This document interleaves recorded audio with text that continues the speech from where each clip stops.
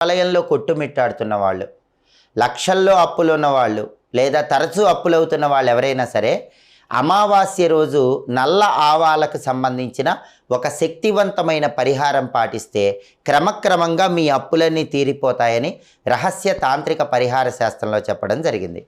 అమావాస్య రోజు మీరేం చేయాలంటే నల్ల ఆవాలు కొన్ని చేతిలో పట్టుకొని మీ ఇంటి పైభాగంలో మేడపైకి వెళ్ళి ఆ నల్ల ఆవాలు చేతిలో పట్టుకొని అప్పులు తీరిపోవాలి అనుకుంటూ ఆ మేడ మొత్తం కూడా 3 సార్లు తిరగండి.